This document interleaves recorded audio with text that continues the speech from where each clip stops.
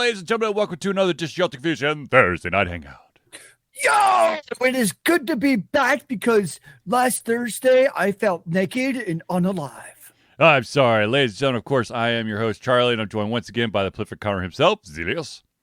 It is good to see you here, good sir, in the world of the Alt Confusion Tubes. But of course, ladies and gentlemen, what Zealeus is alluding to is that last Thursday I was at ChattaCon. So I'll fill you in on all the details in just a second. But I do want to tell everyone this is the Thursday Night Hangout. It's a live show. We try our best to cover all the topics most important to you. If you have an additional topic or question that you would like to add to the show, please utilize the chat and we will add it to the show. If we do unfortunately run out of time, that topic or question will be added to the very next show. Also, I would like to also put out there that if you have any thoughts or comments or critical criticisms, wow, that's terrible, you can also put them in the chat and we will, of course, talk about them during the show.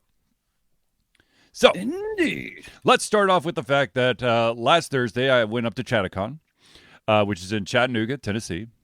ChattaCon for me is kind of, I like to think of it as a buddy convention. It's a small convention. I think they had about 350 people show up. So, and it's the kind of convention that anyone from the guest of honor all the way down to first-time attendee can just you can find them just chilling and talking about anything and everything. Mostly centered around probably literary things like books. But there's some video games. The video games are starting to creep up. Huh? I'm not cool enough to read, man. Don't you know? Well, I mean, I met two authors. I interviewed one of them. So be on the lookout for one of the interviews. And I bought books from both of them. Of course. One was autographed. Huh? Yes, of course. Autographed? Yes. One was B.L. Blankenship, and the other one was Dave Schrader. And to be honest, I really like ChattaCon for a couple reasons. I like because it's a smaller convention, and that's kind of what I need after getting severely shell-shocked from MomoCon last year. And also, it's just a fun time. There's not a lot of pressure on anyone. I ended up hosting my own panel, Video Game Shit for the Good, ? And then I also was a moderator for two additional panels, one revolving around virtual tabletop, and the other one revolving around PC and consoles, enemies, frenemies, or friends. So, and then of course I went to quite a few PC Master Race, bro. So, okay. So here's the thing. I do want to bring up a couple things, and I think, and I brought this up in the panel about the enemies, frenemies, or friends. I think for the most part, in the perfect gamer world, console and PC should have some sort of relationship because cross-platform play is a really nice feature. Is it? Yes, it is when done correctly. Do you really want to be playing the same PC and console people in Overwatch? That seems like a terrible idea. Well, look, there's when you're playing Final Fantasy XI, PC or your console, that's not too bad of a deal, is it? I'd say MMOs are the exception. MMOs, but I mean, the thing is, I think my biggest thing is that I think because the end of super exclusive games where you have games that are capable or have an online component, I would like to see some sort of cross-platform play. Another example is Warframe. Yeah. I think they finally instituted cross-platform play. I think it is cross-platform. Yeah, it originally wasn't, but in my personal opinion, when I think cross-platform for me, what would be intriguing for me is that if your account is accessible across platforms. So cross save. Cross save, but also the ability to play cross platform. So you Now, still cross save would be nice, especially for like PvE type of games. 100%. Or especially for free to play games. Yeah. Like I think it's Hogwarts Legacy is already confirmed it's not cross save. Okay. Which, to your point though, like we know it's coming on the consoles and the PC. Yeah. And I can kind of understand like a PvP type of game. I can understand either way. Like, okay, either way you want to go, there's pros and cons to each. Right. But if you're purely a particularly single player game, I'm like, come on, bro. Yeah. Like, just make a cross save. Like, I mean, all the Shadows of Mordor games, I'm pretty sure those aren't cross save. So I agree. It would be nice. But a lot of developers obviously don't still want to do it for, I don't know if it's a technical limitation where it's, they're deciding differently for each platform up front. If it's like a strategic choice that they make or like kind of what the reasoning is, but it's still not the norm. If anything, it's online games have it. And even then it's not across the board. It's kind of random. Well, to be honest with you, I believe for the longest, I don't know if they've finally changed their stance on this, but for the longest time, Sony wants nothing to do with cross-platform. They're like, if you play a game on our system and you want to play online, you play other people on our system. Like, I would love if Destiny was cross-save. Like, if Destiny 2, if I could pull up my, you know what? Actually, no, Destiny 2 is cross-save. It's, what I'm getting mixed up is you have to buy it multiple times. Right. That's what I'm thinking of. Now I'm totally okay with that. If that's what it takes, like if I need a cut, I don't. If it's something that I have to pay for up front, and then I have and then I want to play it on a different platform, and I'm totally okay with buying it again as long as I don't lose my progress across. Yeah. So Destiny 2 is cross save, and that was nice because I was able to take my old player from PC when it first came out and jump onto the PS5. So I thought that was pretty cool. So, and that also incentivizes, I would think, players, because I think the opposite would be true. If I played it on the PC and I had this character I invested all these hours into and I see it comes out on PlayStation 5, if I know I have to restart basically that character from scratch, I think it severely limits the chance that I'm going to now pick that up on a different console. So that's kind of would be my argument for it, is I'm more likely to play on multiple platforms versus no platforms. Right. Well, I mean, if it's a game that requires like a substantial amount of grind, that would definitely stop me from restarting it on another platform if I have to start from the beginning. And that's where I think like the MMO, like Final Fantasy 14 does so well, is it is cross save / platform / all that stuff. So, if you want to spend all the money on expansions, you can play on PC and PS5. It's funny because every year I feel like there's like a rumor it's going to come to the Xbox, and I don't think it's ever coming to the Xbox. That'd be cool. I mean, it should. Why not? And I think I personally think the whole PC versus console from gamers, it's more of a meme than anybody actually means it. Yeah. I mean, yes, you have the 1% of elitists for either way. Like, you're always going to have the stupid asshat who really means PC master race, man. I think the overwhelming majority of gamers are just like, dude, enjoy it however you can. It really doesn't matter.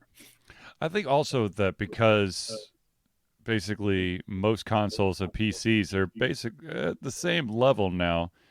So, and also the architectures become very, very similar for like hardware and stuff. I would agree, but we still have exclusives. Those seem to still be.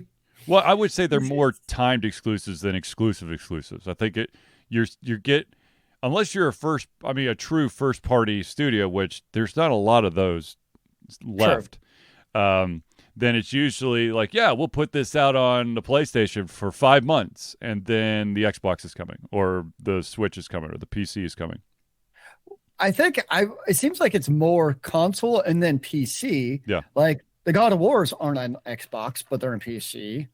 The Final Fantasies are on PlayStation 5, and then they eventually come to PCs. So it seems like what's happened is it's more of a trend of console first, and then eventually matriculate to the if it's a console exclusive, right? And then eventually make it to the PC. So I think it's probably more from Sony's side. Yeah. At this point. Yeah. Because Xbox, at least for now, has to play nice if they want to get their whole merger thing. But God only knows where that's going to go at this point. Because I've heard that the European Union is actually thinking about striking it down. So it'll be fun. The funny thing to me is Sony is so against it, which I could understand why. Mm-hmm. But by the same token, Sony has also built a cachet by buying out other companies. Yep. So and I don't care about the hypocrisy of it, but it's also be careful what you wish for. Mm-hmm. So, say it gets axed, and all of a sudden 3 years from now, Sony wants to buy a development company. That's going to go well at that point. Yeah. Well, I mean, you're wait a second. Yeah. You're setting precedent. Exactly. So in a way, if I'm Sony, I'm kind of like, the problem is if it does get struck down, that kind of kills that's what Sony's done. Yeah. Over the last number of years. So that'd be kind of interesting to see how it goes. Yeah. Yeah. Well, we'll see. Now, just to touch on the other panel I moderated on, the virtual tabletop thing. Oh yeah. As when COVID hit, virtual tabletop software became a hot commodity, so you could continue to play your campaigns, be it in Pathfinder and Dungeons and Dragons, whatever. But of course, at the same time, there were a lot of limitations that have been fixed since the inception of things like Roll20 and Foundry are the two popular ones. But I found it interesting that there's a problem that is presented its ugly head, and that's the fact that Hasbro, which owns Wizards of the Coast, which owns Dungeons and Dragons, is basically trying to put homebrews down violently. I was gonna say, you picked a very interesting time to have that panel. Yes, well, that actually came up a lot because Wizards of the Coast is creating their own type of virtual tabletop thing, so that you have D&D to Beyond, I think is what it's called. You have to use that if you want to continue to do that. Which I understand the business mood, but you are really pissing off like 85-90% of your audience by doing this. I think the problem, I've heard a lot of commentary about the whole OGL, Open Gaming License, the new 1 point whatever it is, and the overwhelming consensus seems to be, yes, Hasbro is right. There's more money right now to be made, but the problem that they're missing is tabletop gamers are pretty hardcore. Yep. Meaning they will go to where they want to with their product. And so, if a GM has put, a lot of GMs put decades into creating their own homebrews for D&D, but they're so into it where if all of a sudden there's these weird moral ambiguity obligations, they will go to Pathfinder or something else. Yep. By and large, and I think that's the point that, the bean counters, it's not like Madden, right? Like Madden, people just continue to buy Madden every year.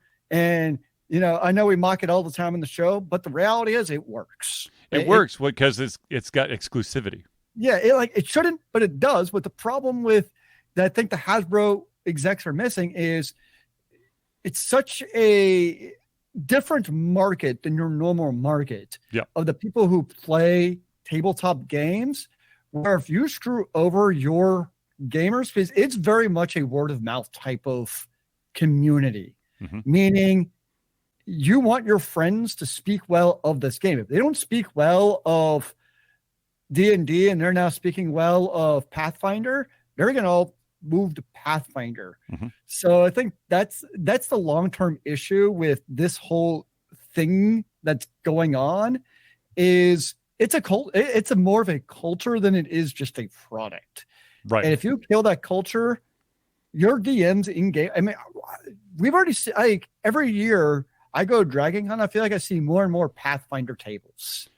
I mean, D&D is obviously still the king, but it's not like there aren't other options in the marketplace. Right. Exactly. And other company, and like the company, I can't remember the name, who behind Pathfinder is already committed to basically a irrevocable open gaming license for their product. Yep. So it can, and that's the other big issue with this whole OGL is they're basically trying to revoke the previous license that's all done under. And there was actually a comment, I think it was on ours, Technica, take with a grain of salt, but supposedly a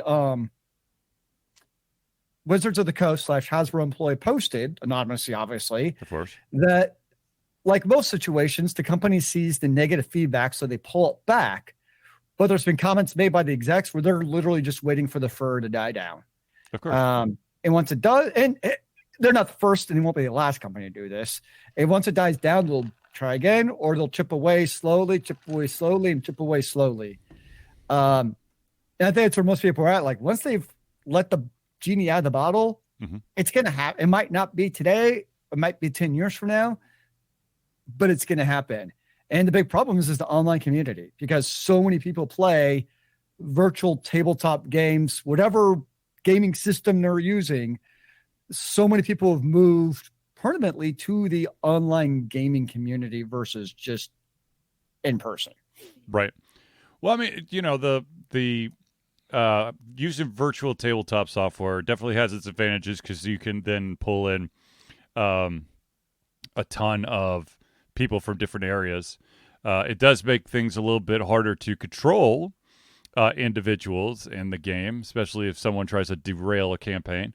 But at the same time, I find anybody out there who has a system that is close to Dungeons and Dragons like Pathfinder, their smartest move is to say, "Hey, game on, man. Just we'll do things the way it's supposed to be done, because we love you guys." Well, I think that's what the non-actual Dungeons and players at Hasbro missed the entire point is. D&D is as popular as it is precisely because of the homebrew community. Yep. If it was restricted just to what you can buy at Barnes & Nobles for the monster manual and that stuff, it wouldn't be that popular. It's because of all the extra, sweat and blood and tears that these people put into creating the homebrews and the modules and all the other work that goes into it, which, by the way, means they also have to buy the content in the first place. I mean, it's not like they're not buying D&D content to be able to create homebrews. They're all still buying all of the D&D manuals and then doing this stuff on top of that. So it's not like they're magically losing sales out of it. So yeah, it's crazy. It's a very unhappy community, to say the least. I agree. So just kind of like a topic did come up during that panel, and I wanted to ask your preference on this. A lot of people with this move to virtual tabletop have been wanting more manuals to be just a PDF form instead of having to deal with the physical, usually humongous books. Do you have a preference? Books. I agree. I like the books. I like to feel like, skimming through the pages. And also, in my honest opinion, I always feel like there's no way for me to put the entire page on my computer screen when it's in PDF form. So and rule books and all this stuff, they are notorious for having like 2, maybe even 3 columns of like text and stuff. So when it wraps around, I got to scroll right back up to the top of the page and then all that. And I have 2 problems. One, I hate reading on the PC. Like, it's just not an enjoyable experience to me. Probably with peak because like PDFs to me are still generally speaking a terrible user experience. Mm-hmm. Like it's just not good. The second problem I have is I find when it comes because I've tried virtual tabletops. Mm-hmm. My problem is I have a terrible attention span when it comes to being on the PC. Meaning, like, I find it very hard not to multitask on the PC. So, I mean, it's like so easy to have, like, you know, let's just say Fantasy Grounds or Foundry front and center, Mm-hmm. but to the side, I have 13 tabs open on Reddit and Facebook and other stuff. Right. And there's something still about that in-person interaction with tabletops that just make it a better gaming experience to me.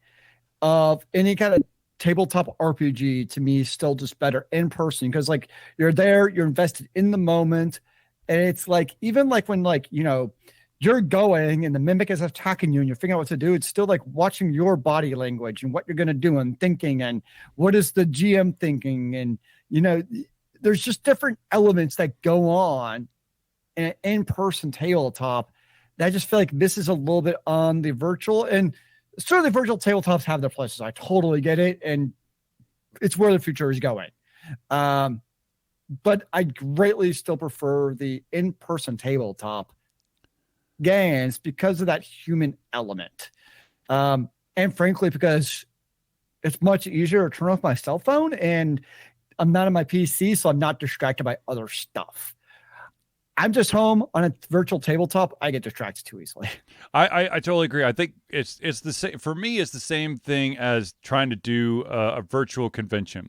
I get so easily distracted that even if I have like the best attention to attend this panel or that panel, I could just lose track of time. And next thing I know, that panel's already gone. Whereas if I'm in person, that's it. I'm not trying to multitask. I don't have a bunch of other distractions around me. When I'm at the convention, it's the convention.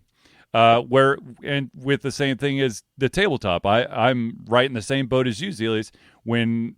If I'm doing a virtual tabletop, and because I have at least an extra monitor there, there's shit that's definitely non-game related happening on the other monitor.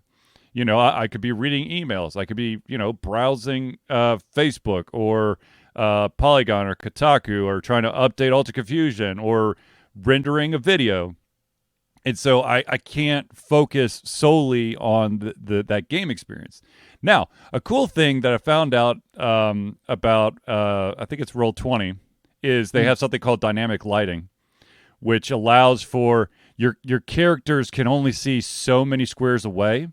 And so you, as the DM, you can set stuff up and like, you know, you can set up where enemies are going to be and all that stuff prior to the session so that you can do like the ambush special attacks and you don't have to all of a sudden remember, oh shit, that square was supposed to have somebody, but you've already gone through the entire room. So I missed my opportunity to ambush you. Interesting. All right, so I have a question for you related to mostly virtual tabletops. Mm-hmm. What are your thoughts on free versus paying somebody to DM a game for you? So the reason I've asked is like when I played some virtual tabletops and I was looking for groups, there's a lot of debate over, you know, like advertising basically of DMs, some free and then some, you know, you pay that DM to do it for you. I just thought it was a really interesting idea. Like, I mean, I get it because they're putting in a lot of time and effort and work, and a lot of them, you know, they're doing the research. Kind of like in your point, like if you're doing Roll20 and they're setting up, you know, I mean, it's not like it's you literally just show up to a good DM, I should say. It's not like you're literally just showing up for the first time with no prep work. Right. A lot of these guys and gals are putting in tons of work into it. Yeah, I think totally I can understand paying for a DM when it comes to virtual tabletop, simply because there is a lot of stuff you got to do behind the scenes. Like you may need to, depending on the system that you have, you may need to add additional lines of code in order to do specific things. You may have to upload the spells that are going to be available for the game, the creatures and all their statistics, the maps you have to put all in and set them all up. So there is a lot of stuff. If you are not truly computer literate, and no one on if you're supposed to be the DM and you're not computer literate, I don't know if you want a DM you want to pay for a DM to run it for you, but you may want to pay someone to make sure that everything that's needed to run a campaign successfully is in place. Which one of the guys in the panel actually he actually pays for someone to help set up everything. Just like the groundwork. Well, once it's in there, he can edit the maps or whatever, but all the different modules about the types of spells, the type of items, all that stuff, because you're starting with a blank canvas and then you're having to import all the pieces of the game that you don't even think about when you're playing in person. So, yeah. I think I might have lost Zealeus. Either that or he is staring me down in a spooky way. And if that's the case, good on you, sir. Good on you. Anywho, so while we wait for Zealeus to come back, I hope Zealeus comes back. Yep, and he's gone. And there is Zealeus back. There we go. Because the one other reason people had was then you get commitment out of your players. Right. Because what a lot of DMs were finding is if it was free, like let's just call it free to play, yep, is people weren't as committed to coming. So they put in, I'm just making up numbers, yep, 5 hours of work into a session and only 2 out of your 4 players would show up. Yep. So that was like one of the other arguments. I was like, okay, I can actually understand that because that'd be frustrating. Where you put all this work in and all of a sudden, your gamers aren't showing up would probably kind of tick me off. Yes. It definitely would for me. But then again, when I was running games, it was a complete homebrew system, and I needed people.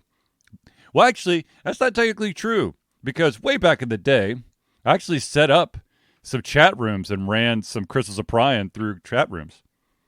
Oh, nice. That was back in the Storm Loader days. Oh, I'm pretty sure I still have screenshots of that somewhere. It's archived. I've found it a couple times. That's awesome. Yeah. Oh, Storm Loader. The good old days of our free websites. Yep. So I do want to. I'm sure that the individuals who bought into the system are fully aware, but for those who weren't, ladies and gentlemen, it is now 100% official. The Stadia is dead. No, I just got mine last night. I guess on the next Chrome update, they'll remove the Stadia option off of my my window or my taskbar. Though I never actually used the Stadia. I never got it. I tried Amazon Luna for a little bit, and that was cool, but I was like, okay. I ended up playing this just putt game. I still think at some point the whole streaming game thing will be a thing. Yeah. It's just before its time. Although I'd be interested to see if it's kind of a paradox though, because in a way, let's just say VR does become more popular. I know we've been saying that for the last decade. But PlayStation's trying to really push it right now. Exactly. So let's just say VR starts taking off. Mm-hmm. You're probably not going to do VR over a virtual basically console, because that's basically what you're doing. Yeah. Because you can't have that latency with VR. No. So it'd be kind of it's almost paradoxical where if we get more into VR, it actually limits the capability of the virtual gaming environment, like what Stadia and Luna are trying to push. But right. Yes, I'll admit I have my PS2 VR. It's already been pre-ordered and purchased and all that good stuff. So am ready to play Madden 2023 and feel like I'm getting smashed in the face by Johnny Bosa. Yeah, it's Joey Bosa, by the way. Joey Bosa. There's no Johnny Bosa. He's my younger brother, man. He's the twin you don't know about. Yeah, I actually need to figure out what games I need to get for it, but that's okay. Well, Sony just released like a lineup of games they're going to be releasing along with that VR. Yeah, I mean, but it's like you've always said, though, is the biggest problem that you've had with VR is the gaming library. And it seems like when VR devices, be it the PS or the Oculus Rift and all these, like when they first come out, there's always like this initial wave of like, we have these games to come out. The question is, 6 months or a year from now, is that still going to be the case? Right. And that seems to always be what happens is right up front, it's like, dude, this is cool. There's these like 4 fantastic games. Because that's always the case. Like there's always the great launch games. Yep. But does it persist? Like the next, I don't know, if there was a Zelda for PlayStation, there's obviously not, but if there was Zelda on PlayStation, would that still be made like for the VR, like something like that that's really going to kind of push the needle? That's to be curious to see, is are you going to continue to have a push from developers and Sony to release games not just for launch day? Mm-hmm. Well, we will see. Yes. And this is something that we've agreed on and we've talked about a lot.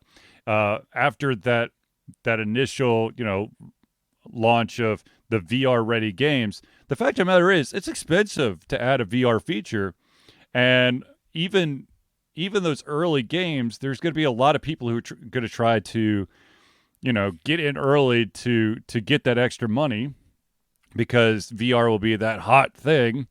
And VR in those games will probably be just slapped on there just so, they qualify for the VR tag.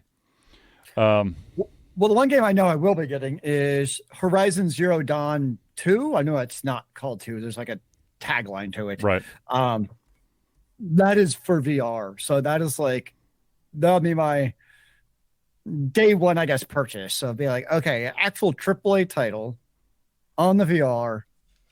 Hopefully it doesn't make me nauseous and throw up within the first 3 minutes. If it is, I'll be kind of pissed. I will keep my fingers crossed for you, Zealeus. How about that? Maybe I'll take some Dramamine before I play it. Well, hey. I don't know if that'll actually help with VR, to be honest. Guess there's only one way to find out. Alcohol and Dramamine. What could go wrong? Oh yeah. Let's heighten the effects. It would open my eye capillaries for more awesomeness. Or would it cause a paradoxical effect, and now you've got the worst case of vertigo known to man? Oh, dear. Like, literally, if you tilt to one side, you fall to the ground. Oh, no! Oh, no, I just fell into my fireplace. That's no good. Yeah. So, let's take a quick break to thank the amazing individuals that help Ultra Confusion out. These are the friends of the show.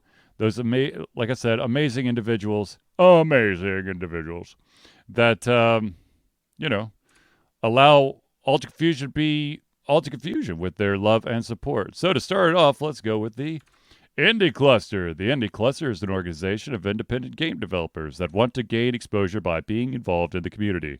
They collectively journey to popular conferences as a traveling booth to help gain attention for their games. They make partnerships in local communities to bring games to the mainstream mindset. They highlight local, unusual, and rare concepts that challenge the paradigm of the common. They also host events to teach kids and minority groups about game development to hopefully one day enter the industry themselves. For more information, go to indiecluster.com. The next shout out we gotta give is to Noodle Boy Media. Founded in 2015 by Andrew Tran, Noodle Boy Media, previously Whack Kid 47 Media, is your choice for professional photo shoots and panel recordings at conventions. They pride themselves in providing a high level of professionalism, top-notch experiences, and quality services. If you want more information and to view their full list of services, check out facebook.com/noodleboymedia. The next one up is an individual who's actually at my house today to help get some of those aches and pains out of my back, and that, of course, is Hero Chiropractic. Hero Chiropractic is a unique healthcare practice set up by Ryan Moore. The company's focus to elevate a patient's experience of freedom, creative expression, and joy. They believe that everyone can be a hero and has incredible heroic potential inside themselves waiting to be unleashed. Hero Chiropractic focuses on mobile chiropractic care in the greater Atlanta area. They are committed to healing clients by creating a plan of action uniquely suited for each person. They make that plan of action as convenient and affordable as possible, and most importantly, suited to your individual needs. For more information, go to herochiropractic.com. Now I'm going to have to take a quick pause because I lost my my friends of the show list. So you're going to have to give me 1 second because I was just literally reading off of an old copy. So, uno momentos. I think I know where it is, but Zealeus, talk for a second. Do you want me to tell? I know who the next friend of the show is. Do you want me to tell the audience? No, I know who the next friend of the show is. It's going to be CrossPad Creative, but I don't remember what exactly I'm supposed to say about CrossPad Creative because I can't find my list. And I apologize. You're supposed to talk about how they created our song because we had a copyright snafu with the evil overlords. And so they stepped in to create a non-copyrighted version of our cover song so that we can grace you with the opening song every show. Aha, I found it. Okay, so the official thing is, need a new logo or want to work on a full branding and content strategy? Or maybe you need music or audio for your content, just like Alter Confusion. CrossPad Creative offers a whole host of solutions for individuals and small businesses. Just email Josh at crosspadcreative@gmail.com and see what he can do for you. By the way, that did sound better than mine. By the way, it had fallen off my desk and was basically hiding behind my tower. So that's what happened. Why did you run away? I don't know. All right, ladies and gentlemen, the last one we got to give is to the person who has been the patron the longest. That is Agile Axiom.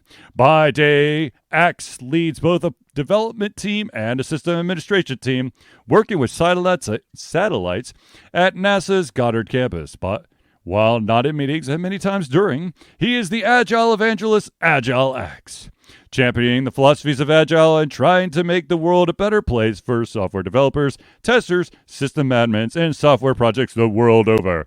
Decades of experience in software development and leading Agile teams are brought to bear against evil processes, inefficient work, and bad habits. For more information, go to agileaxiom.com.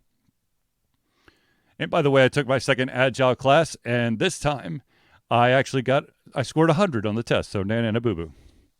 Are you a white or yellow belt yet? No, I'm not there yet. But I'm getting close. Nice. To all that wonderful stuff. All right, ladies and gentlemen. If anything, it looks wonderful in a resume. Exactly. All right, ladies and gentlemen, I do want to, I know that everyone out there is dying to know, how do I become a friend of the show? Well, I'm happy to tell you that Alter Confusion survives on the love and support of fans like you. And so we have a Patreon page. Patreon lets you, the fans, lovers, haters, demigods, interdimensional beings, gods, demons, aliens, werewolves, vampires, mummies, Loch Ness monsters, and supporters, and much more to become active participants in the work we love through a monthly membership. This gives you access to exclusive content, community, and insight into our creative process. In exchange, we gain a bit more freedom to do our best work and the stability we need to build an even stronger creative career. Currently, we have 2 different tiers. We have the $1 tier, that's $1 a month or $12 a year. And what that will get you is early access to all of playthroughs, as well as the ability to take part in patron-only posts. Now, if you're feeling a little bit spicy, what you could do is you could jump up to the $5 a month. That's $5 a month or $60 a year. Not only do you get everything at the $1 tier, but you also gain your name or organization in the Friends of the Show section of every single Thursday night hangout. So if you want to become a patron of Altered Confusion, go to Patreon. That's patreon.com/Altered Confusion. All right. I said that I was going to sign up for Extra Life, and I have not, unfortunately, because things have been busy or crazy. But as soon as I have re-registered for Extra Life, we'll give you that information. Nice. But if you are interested in making your own Extra Life team or become a single participant, just go to extra-life.org and you can sign up today. Yes. All right, ladies and gentlemen, let's jump right back into the stories here. The first one, this just makes my skin crawl and my stomach want to basically leave my body, and that is Mountain Dew has announced a limited time, thank God, a limited time, limited edition Mountain Dew Baja Blast hot sauce. Yeah. I'm so confused. How's that supposed to actually work? I don't know. Baja Blast is the most disgusting flavor that I've ever come across, and now you're going to make it hot. They wanted to make it even better. Or worse. Baja Blast tastes like medicine. Now it's going to be spicy medicine? It's going to be even better medicine? Yeah. And also from the pictures that I've seen, the hot sauce is going to be colored Baja Blast. I'm so confused. It's like a bluish green. It's like a teal, and you're going to make it, you're going to put that on food? Yeah. I maybe you're trying to appeal to, colorblind kids. I don't know, but that stuff looks nasty. Oh, maybe it's to chase down. Maybe it's like you do it before you drink your cough medicine because it can't be any worse. I beg to differ. This, Johnny. If you made it down with this, it only gets better. I think that if you want to go that route, just, chomp down on a jalapeno and then take your medicine. You know what I actually miss is Papa John's and the jalapenos that you get with the pizzas. I get them every single Friday. I haven't got a Papa John's pizza in forever, so I don't know if they actually still come with the jalapenos. They do. Oh, man. They do, because we get it every single Friday in my house. Nice. Yeah. Indeed. All right, so let's actually get on to a more serious topic.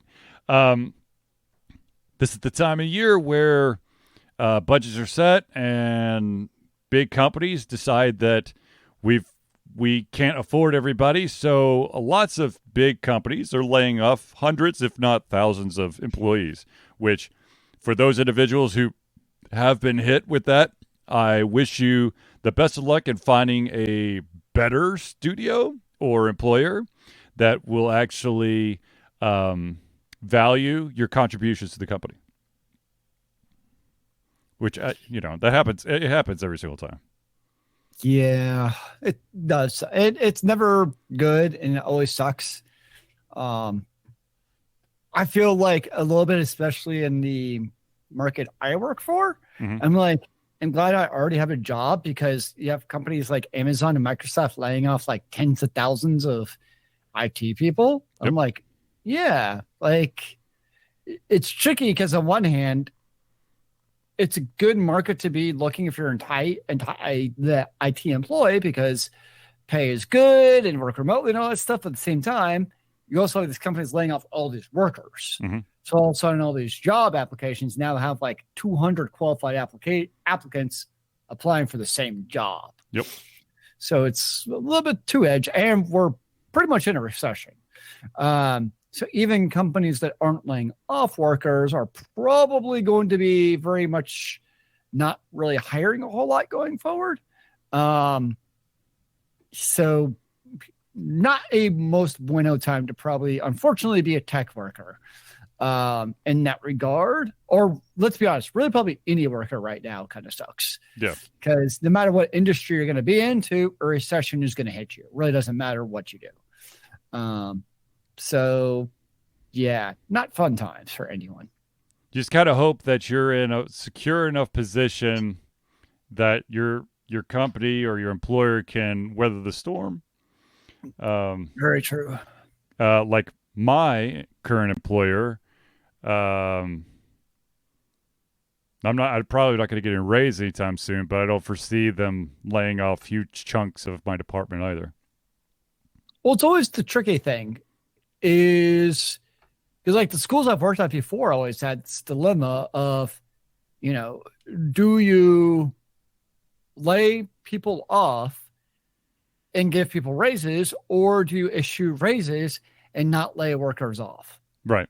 And my impression is the majority of people are like, yeah, let's just kind of forego the raises and not lay people off. The tricky part is, does ownership use that as a rationale just to not give raises? True. How about ownership take a pay cut so you can pay your employees the correct amount? It's tricky. Yeah. There are individuals out there that do so much more work than the higher uppers, but they get paid like a fifth of the higher upper. Seniority rules. It pays to be on top, right, bro? Exactly. I wish I knew the feeling. Okay, so the final topic that I have is toxicity in games. What a new concept. Developers. There's no toxicity in games. Developers were a bunch of different developers were recently polled to talk about toxicity in online gaming. 85% of the surveys sent out came back saying, yes, there is a high level of toxicity. And of those 85%, 70% of those individuals say that toxicity has spread not only from the players, but also to the actual employees that develop or work on said games. Huh. That's interesting. Now, you would think since obviously we've known for quite a while that there is some severe toxic problems with certain games. And I wish there was an easy solution, but there isn't. Okay. In this case, if it's coming to the employees, there's actually a pretty easy solution. What's that? Don't let them be toxic. If you're a toxic employee, fire them. I know that's kind of blasé, but at the same time, like, it's one thing, like, we've talked a lot about the gamers in general and what to do about them and what can you do. But like, if I'm your manager and you're being a toxic asshat, then I'm gonna be like, yo, dude, knock it off. This is not the place for that. Like, we're not in some e-game where you need to show me your e-peen. Be a normal human being, or I'll find somebody who will be a normal human being. Like, it's two completely different circumstances. Like, that's kind of how I feel about like employees being toxic. Is there should be no, like, to me, there should be no room for that. No, I know, and I think maybe I misspoke here. I meant to say not that 70% of the workforce is toxic. I'm just saying that toxicity that gamers show each other, 70% of the time it extends to the actual developers. Like, they go after the actual company. Okay, that makes more sense. Now that's not to say there are individuals in game companies that like to wear the God hat and think that they know everything and that everyone else is wrong.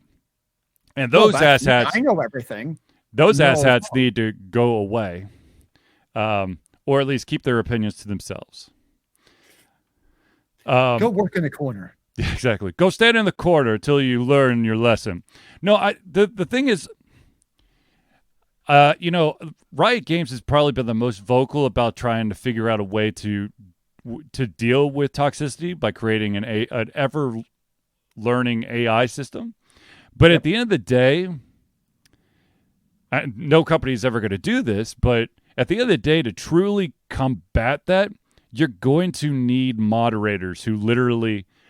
But at the same time, how the hell there's millions of gamers that could be flooding through your system. So how do you deal with that? And also, let's say that I'm not saying that you have a bunch of corrupt individuals who are watching over it, but let's say there are some corruptible moderators that, on the sly could be tempted to, act someone who is just a bad player instead of a toxic player because they got an extra, I don't know, $200 on the side. It's a tough problem to counter. I mean, it seems like it would be the perfect test bed for a smart artificial intelligence. Yeah. Kind of a way to almost build one. But the problem is what we've seen with any kind of AI environment is you're always going to have false positives. Mm-hmm. And how do you deal with those? And I guess my real question is, are they actually doing anything about the false positives to actually then fix those after the fact? Right. There would have to be a moderation of the AI's decisions. And I think we've seen some platforms like Twitter, mm-hmm. not Twitter, Twitch, mm-hmm. do a pretty shit job of that. Yes. But hell, even YouTube and Facebook. Because, I mean, I can't tell you how many DMCA hits we've had just on Facebook. And it doesn't happen on YouTube. It doesn't happen on Twitch. But it's just Facebook. And it's usually by the Universal Music Group. And it's usually for some random ass, like, apparently our voices or sounds that come out of our mouths cause copyright issues. Is it my beautiful singing? No, and please don't, because I can't afford to buy a new PC. Oh, afraid it might blow out your speakers, your sound card will hear it and just like explode. No, I'm afraid my computer will be like, nope, I'm done. Time for me to implode. You always have the convention PC. But I can't stream on that. I learned that the hard way. Yeah, no, that PC goes, no, nice. That's not going to work. The only way for me to stream if I wanted to stream something that's on the convention PC, I'd have to use my video capture card and actually stream it through my desktop, so that none of the streaming lifting is actually on that console. Though I did have to replace the battery. The CMOS battery again. Yep. Well, I actually had to replace it instead of trying to do the trick that usually you'd have to do with one of the problems with the Alienware Alpha is that from time to time that thing gets like unsynchronized. And so what you have to do is you have to unplug the battery for 10 minutes and plug it back in. And then then you have to hit, I think it's like F7 to go into the BIOS menu, and you go through there and fix everything, and then ta-da! But the battery had actually gone bad, so I had to buy a new one. Though they sent it, okay, if anyone's ever seen the size of the battery, it's tiny. It's like, I don't know, it's about the size of a dime. And I got it in like a 2 by 3 foot box. Like, what the fuck is that?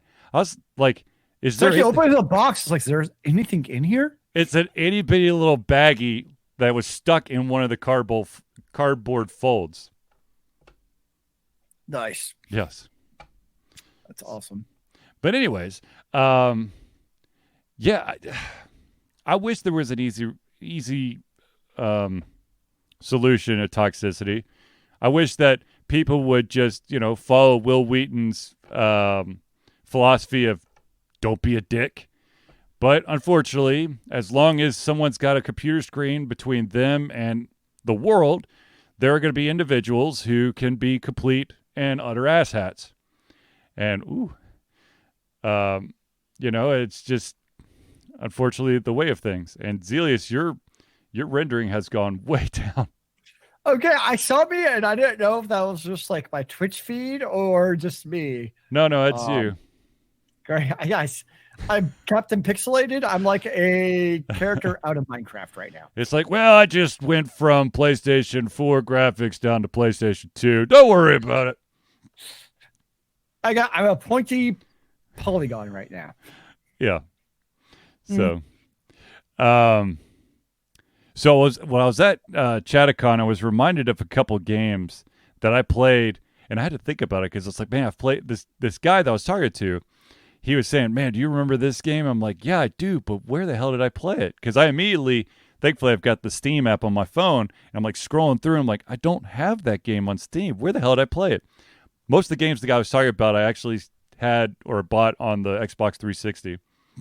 But there's one called The Dishwasher, which is it's a bloody game, and it's a side scroller where you're killing vampires. Nice. And the other one is you're different members of a band, and it's by the same company, so it's bloody and horror inspired. It's called Charlie Murder. It sounds very appropriate. It's a fun game, and I might be streaming one of those games on Sunday, so be on the lookout for that. I meant to stream this past Sunday, but fun fact, after going to a convention and driving back home, I was feeling a little bit fatigued. So I sat down. I sat down on the couch after thankfully eating dinner. I sat down on my couch and decided to watch a little bit of TV, and I woke up at 5:30. Nice. I think I sat down on my couch about 7:30, and then I was awoken, or I woke myself up at 5:30. You know, sometimes that's just what needed to go. Apparently, you know, I really didn't have any say on that. Oh, by the way, if you were at ChattaCon, you were wondering who the individual was that was helping me. That would be my amazing cousin that jumped in. His name is Thomas. It was his first ever convention, so it was a really nice, you know, easy convention to go to. And we got to use the new camera. Did it work? Oh yeah, beautifully. The only issue that we ran into with the camera is that if you're on the Chromebook, there's no proprietary software to download the videos off of the cards, and you can't do it directly from the camera to the system. So I had to run out and get a SD card reader. But other than that, and also it took a buttload long ass time to take it off the SD card, but you know, I'm sure that I could figure out a quicker way to do it, or, you know, just buy some extra SD cards so I could do all that I need to do, and not really have to slow down until I actually do the video rendering. Which, once again, I have one interview that I'll be posting once I give the interviewee the early copy to make sure that I get everything right, and then I'll also be posting 3 panels. Sweet. From ChattaCon. So nice. Be on the lookout for that within probably the next week. I think my schedule kind of settles down, so I'll have a little bit more free time to get all those out. But this week has been nuts. You know, what was your favorite ChattaCon panel? You know, actually, I think my favorite one was actually one that there was only, I think I might have been an attendee and maybe 3 panels that I didn't record, but there was one that I did record, and it had to do with young adults and basically adolescent books, and how to get kids into reading those books. And that was kind of interesting because there was individuals there that that have written stuff for the guy had written for like Marvel, he'd written for DC. He's made a bunch of more graphic novels around classic stories like Rapunzel and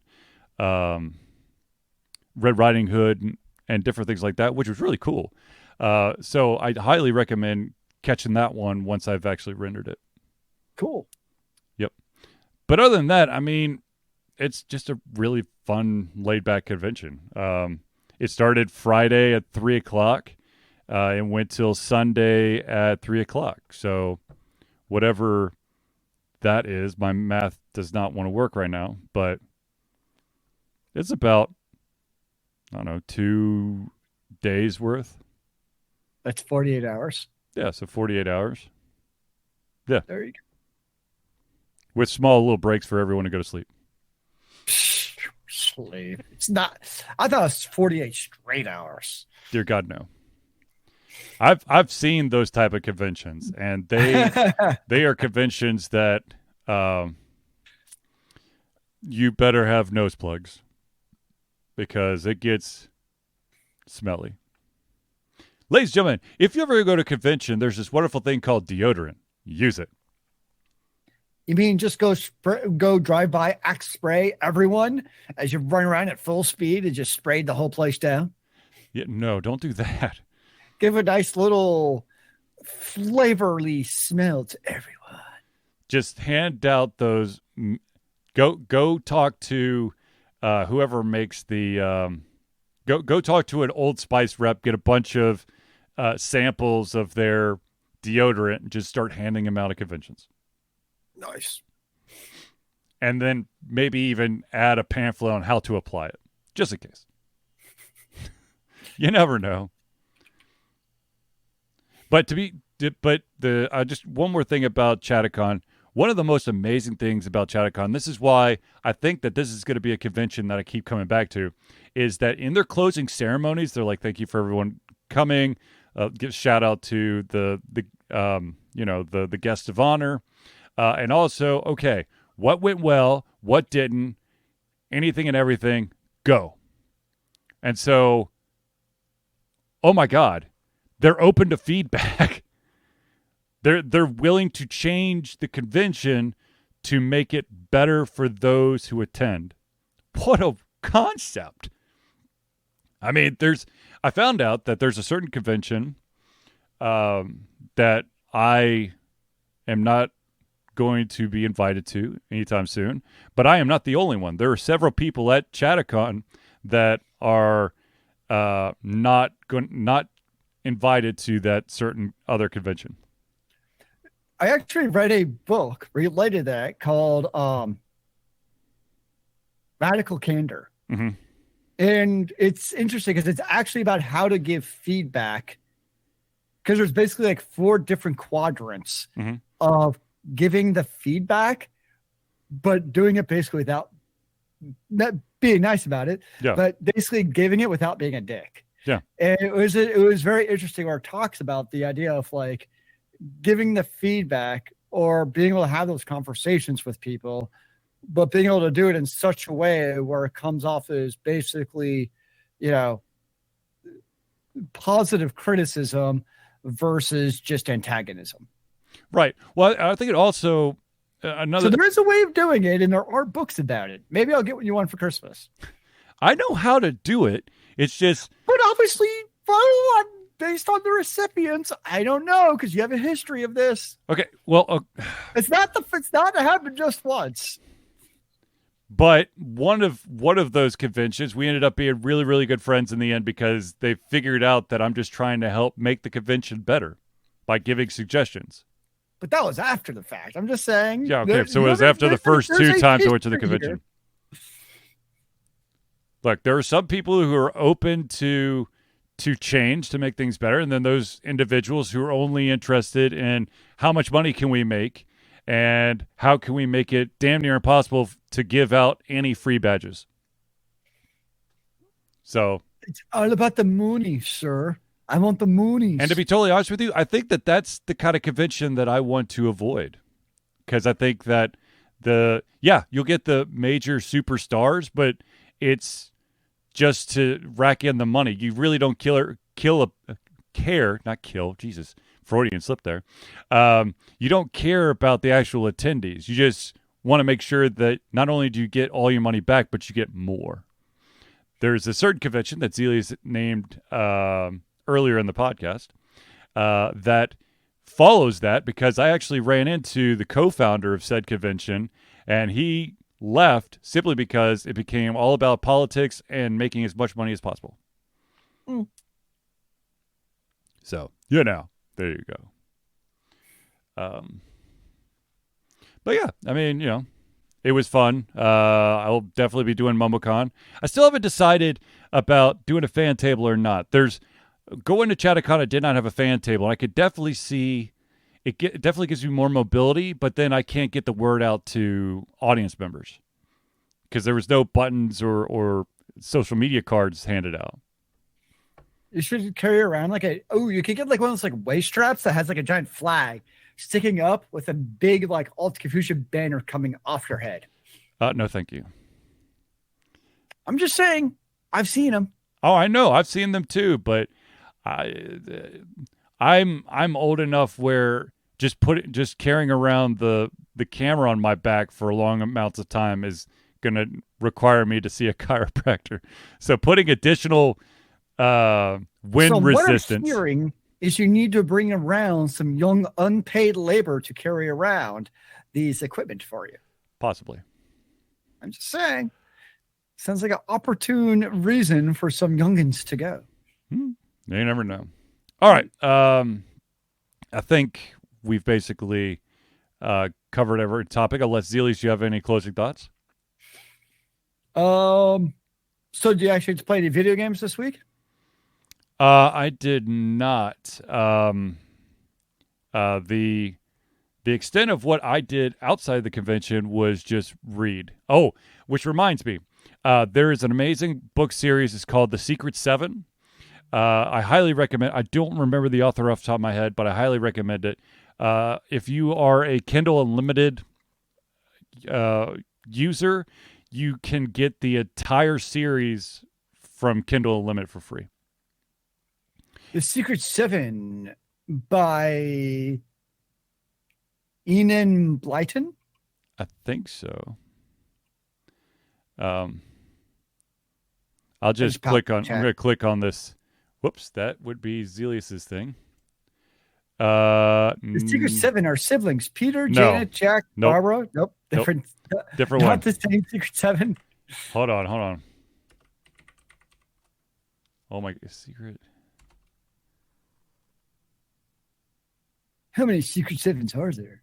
Apparently, yeah, because this Secret Seven came out in 1949, so I don't think it's the same one. Nope, it's not that one. It is about the same number of books, though. So, dang it. Hold on. I'm so confused. How many Secret Sevens are there? No. There's another one. I swear to God, there's another one. Have I been giving everyone the wrong thing? Oh my God. Seriously? What is going on? I don't understand. Hold on. I'm gonna go. I'm gonna go back. Is a lie. I'm gonna go back on Amazon. I'm gonna go to my Kindle, see what I think, because I still have Kindle Unlimited. I think you're lying. Shut up, man. Wait. Where the hell is manage content and devices? I swear to God. No. Yeah. Okay. The Secret Seven. Joseph Daniel. No, it's Enid Blyton. I'm telling you. I'm reading it right here. Here. Hold on.